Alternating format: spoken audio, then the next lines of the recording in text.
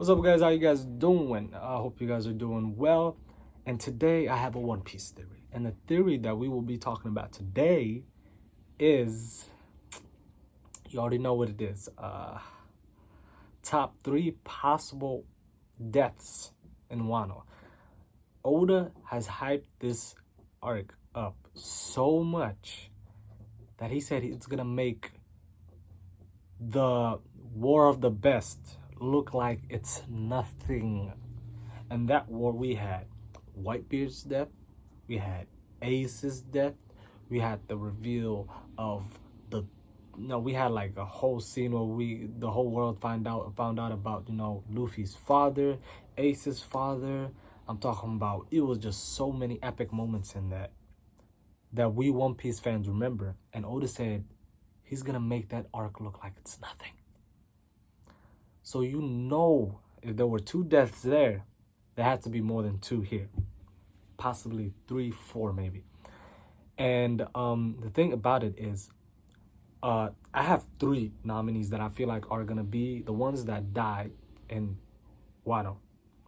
Okay, hear me out. Okay, so my number 1 individual that I feel like it's gonna die. Let's start from the back. So my third, started from the back. Number 3, the spot goes to a man known as Marco. All right, so Marco. Okay, let's just do a little preview of what happened to Marco in the past couple years. My boy, his friend got killed by an alleged friend. His other friend got captured by the Marines, then executed. Then his captain got killed in the war trying to rescue the one that was captured.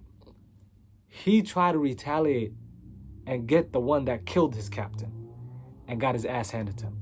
So my boy took L's after L's after L's after L's. And right now, he's at an island that but that Whitebeard used to take care of, that was part of his treasure. And he's over there just being a doctor, healing people and the residents and whatnot, and protecting it from pirates and whatnot. So he's a man that's broken, that lost hope, that is just hanging on to that one thing that's keeping him from going insane or just going complete nuts, which is holding on to that Whitebeard treasure, or whatchamacallit, his remain, what do you call that word, that the remains and whatnot, what is it called, so it's a remain, and what is he doing? He's a doctor over there, and he's taking care of the remains of Whitebeard's treasure and healing people, of course. And last we seen in the manga, Nekomamushi went over to Marco to recruit him and whatnot and get some help, because they're about to fight out Yonko and another one. So Marco said, hey, I don't want to be a part of that, or something like that, if I remember correctly. And he said, but I have something I want you to tell Luffy, or I have something for Luffy, or something like that. That's what he told Nekomamushi. So the only way I feel like Marco would come to Wano and participate in this war is if he feels like a debt that he owes to Luffy. Not Luffy, but Ace. Since he couldn't save Ace, he's gonna think that, since I couldn't save Ace, at least the least I could do is try to help his brother out in his time of need, and he's gonna feel some type of debt towards Ace right there. And then he's gonna come and he's gonna do some self-sacrificial thing where he protects Luffy in the nick of time, or does some amazing effect, because we really don't know much about Marco's devil fruit. We know that is a very rare type of devil fruit. It's a mythical zone, and it's a Logia. Hey guys, real quick, I just wanted to say that is actually incorrect. My bad on that. It is just a very rare mythical zone type. It is actually more rare than the Logias. And sometimes kind of gives off the effect that it is a Logia, but in reality it's just a very rare mythical zone. My bad on that, guys. Sorry.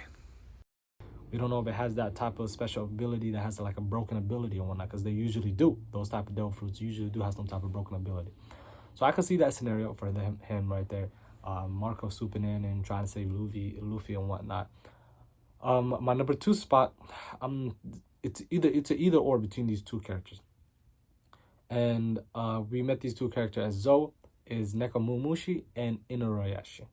So these two characters, they hate each other right now, and we found out the reason why they started fighting or whatnot, and getting into the typical dog hates cat, cat hates dog scenario. It was one of them was saying that, hey, don't provoke Kaido on them, because they might kill Oda-sama and whatnot, because Inuyasha really thought that if Oda, he survived, after he survived the whole hour, he thought that oh, he could escape and maybe he's gonna live. That's the thought process he had. But in the cat's eyes, he was thinking that, hey, you done now. Oden-sama, like he went through the whole hour and now you're about to get your ass whooped. And he was saying, don't say that. And the other one saying, why are you being a coward? My boy just survived one whole hour. He could take care of these guys, and now we have the momentum and the people are backing us and whatnot. So that's where the fight started and whatnot. And then we had a little halt to it when Momonosuke revealed himself to them and told them, I don't want to ever see you guys fighting again. And out of respect to him, they stopped that temporarily right now. I feel like they're not still on like good terms or whatnot. So I feel like my boys, one of them is missing a hand, arm, and the other one is missing a leg. So I feel like one of them is going to sacrifice himself for the other. So this could be a scenario where they're fighting one of the calamities or one of the high, which I'm going to call it, Topi Ropos, the Flying 6 or 7, I think what they're called. And one of them is like in a dire situation and he like sacrifices himself or saves them in the nick of time and gets a fatal wound and dies for them. I could see a scenario like that right there. And then finally, like kind of in a very sad scene, they forgive each other and be like, you know what, I really liked you this whole time. It's not that I really hated you. It's just that I didn't know where to put that sadness I felt at that moment when Oda-sama died and whatnot. And I just needed somebody to blame. And I felt, I felt, I could take the blame out on you. But in reality, I really cared about you and you were my best friend and whatnot. I could see a scenario like that. So either or, Inuyasha or Nekomamushi, I could see that. And then number one, I'm not the only one that said this, but the number one spot belongs to Law. Okay? Law is the one, mind you, that set up this whole operation of taking down a Yonko. All the way in Punk has it. He talked to Luffy, A said, hey, I got a plan to take down one of the Yonkos. And Luffy said, hey, I was going to whoop one of their asses anyway, so might as well. He said, okay, let's do it. Who is it? And he said, so long as not, it's Shanks. That's what he said. And he said, hey, it's Kaido. Then he started the whole operation. Started off with taking down Caesar, then moving on to Dressrosa and taking down a man that he had a huge grudge against, Doflamingo, which killed his master, not a master, but his like father figure in a sense. After he was came into the Doflamingo family and whatnot. And after they took care of Doflamingo, the next step is Kaido. And this war, like I said, is not going to be a war that there's not going to be no major consequences or deaths. Some people are saying Law is going to use his devil fruit on Luffy. I don't think so. I don't think that's going to happen. What I feel like is going to happen is Law's devil fruit is either going to be stolen by the world government or Blackbeard. I can see that happen. I can see either or.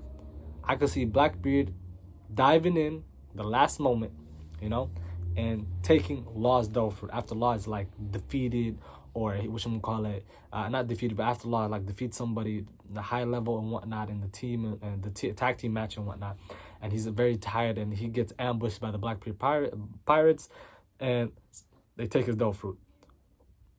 Or the other way around, I can see the world government come in and CP0 coming in, looting them and taking care of Law and taking his devil fruit right there.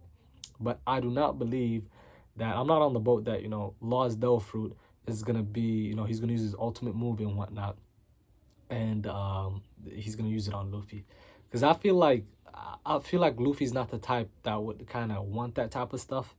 And I don't think Luffy's at that part in the story where he's going to be like at a dire situation where he's legit about to die. He's going to, be severely wounded.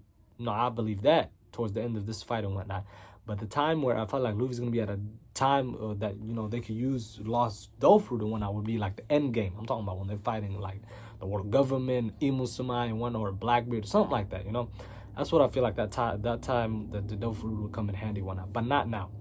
Right now, I feel like it's going to be like a moment where Luffy really, sets himself in the stage in the world to really position himself as a force to be reckoned with. I mean, he is right now, but like I'm talking about really put his foot down. Be like, hey, my name is Luffy, Kaizoko Orewa Naro. You know, I'm gonna become the Pirate King.